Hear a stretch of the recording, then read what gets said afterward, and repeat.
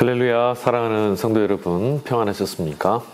짧은 질문 긴 묵상 시간입니다. 오늘은 교회에 관한 물음을 하나 좀 던지려고 합니다. 여러분, 교회는 하나님의 구원의 초대를 받은 성도들이 함께 모여 있는 공동체이죠. 그런데 여러분, 이 교회 공동체가 구원의 방주라고 하는 별칭을 갖고 있죠. 그러면 이런 질문을 좀 드려보겠어요. 교회는 정말 구원의 방주입니까?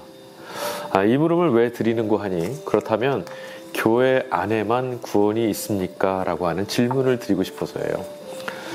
이 물음은, 이 논쟁은 비단 오늘만 있었던 문제는 아니었고요. 초기 교회 공동체 안에서도 이 물음은 있었습니다. 여러분 어떻게 생각하십니까?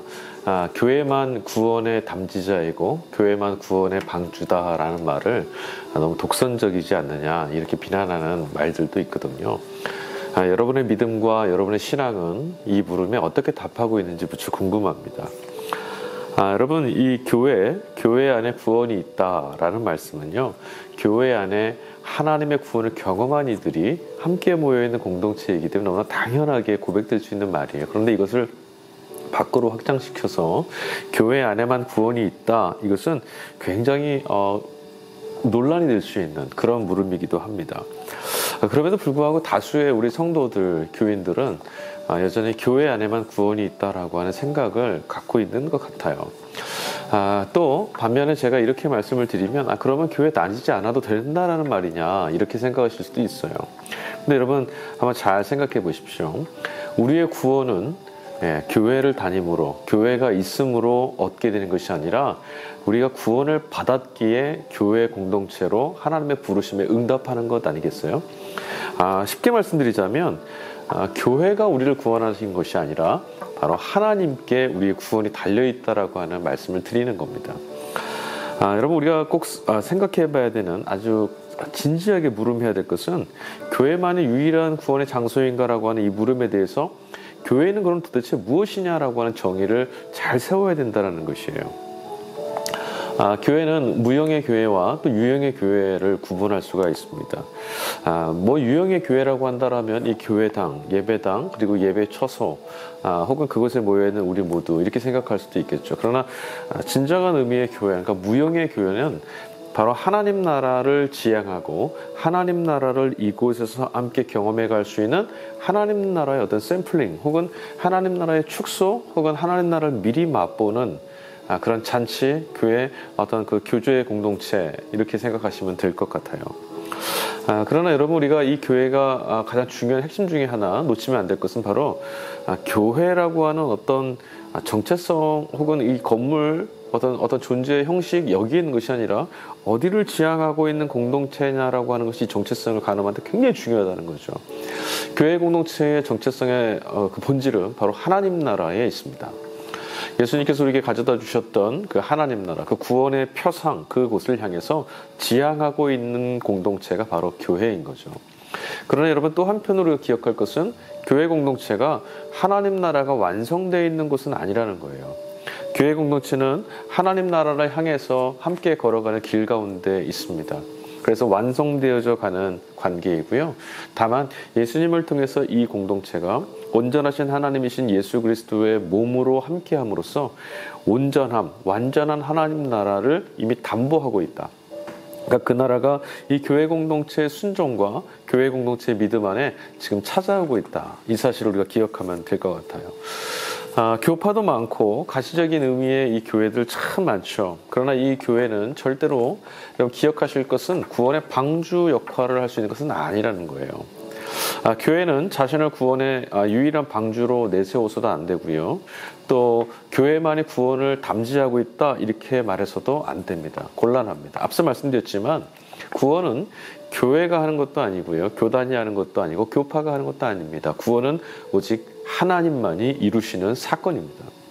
자, 성령 하나님께서, 예수님께서 승천하시고 우리 성도들에게 성령을 부어주셔서 이 성령 하나님께서 우리 안에 내재해 계십니다. 교회 공동체는 성령의 역사와 함께하는 공동체이기도 하죠.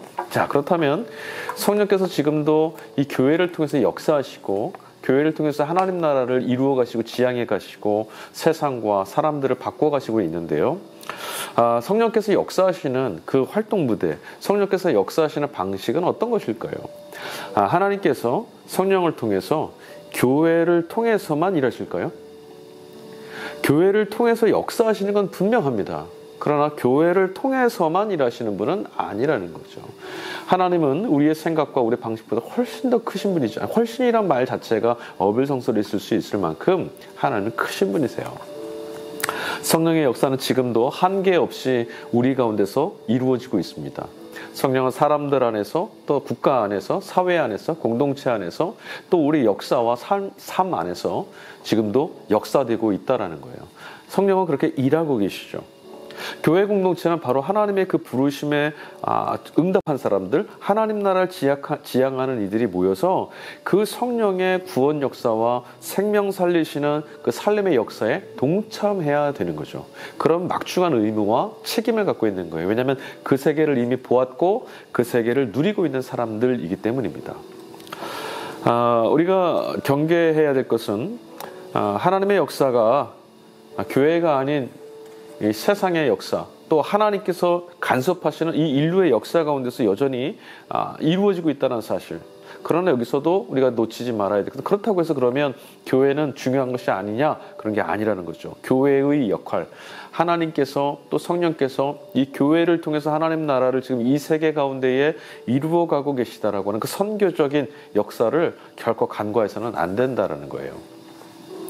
자, 교회는요, 하나님께서 이 세계를 구원하시는 굉장히 중요한 도구입니다. 아무리 작은 교회를 할지라도 하나님 나라가 이 세계에, 이 땅에 예수 그리스도와 함께 도래했다는 사실, 그 사실에 지향하면서 나아가고 있다면 그 교회는 바로 하나님의 교회, 하나님의 구원이 머무는 교회입니다. 하나님 나라의 완성을 목적으로 하는 교회만 진정한 교회일 수 있어요.